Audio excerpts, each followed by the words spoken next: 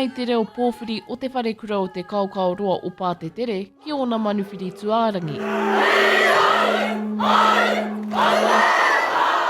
E mihi nui ana ki tēnei kura e taimai ana ki Wainganui a mātou, e hikaka ana te manawa, e hikaka ana te wairua ki tēnei nohoanga tahitanga kei Wainganui a mātou.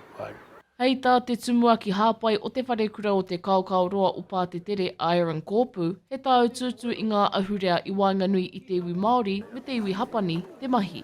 Ko tēnei kaupapa, he kaupapa tā ututu, nā reira ka tai mai rātou ki roto i a mātou, ai tēnei ata, hei te oke topa, tori tukai mātou o mātou tauira ka tai atu ki a rātou. Hikaka katoa te ngākau ki te kite a rātou, he hae nā te mea, he ahurea rereke tēnei, he ahurea tino e kaha whakaatua nei te whakaute. Ko rau huia te pana te hio ngā tauira kua whai wāhi ki te haerenga ki hapani a te oke topa. Māna e tiaki i ngā tauira hapani kua tau ki tōna kura. Te ako i ngā momo ngā kapahaka pēr rānei, te ako i etahi kupu.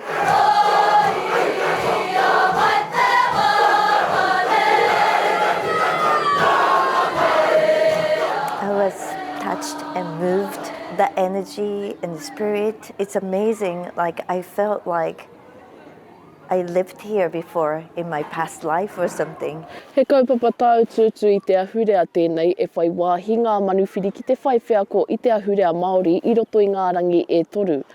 Hei te oke topa he toru te kaumātahi ngā tauira o Te Wharekura o Te Kaokaoroa o Pātetere, ka peka atu ki Tōkio ki te whai whiako i te ahurea hapani.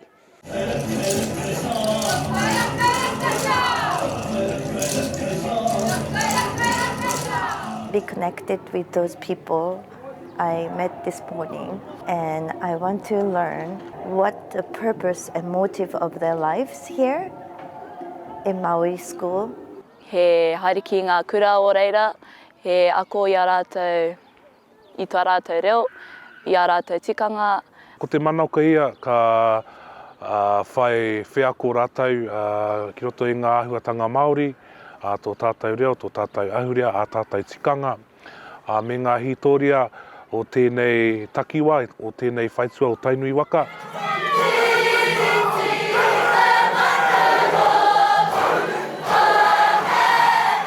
Ka mutu ko te tāu tūtū i Wainganui i ngā ahurea e rua te mea nui, mā te kura e manaaki i ngā manuwhiri o hapani mo ngā rangi e toru e haere aki nei.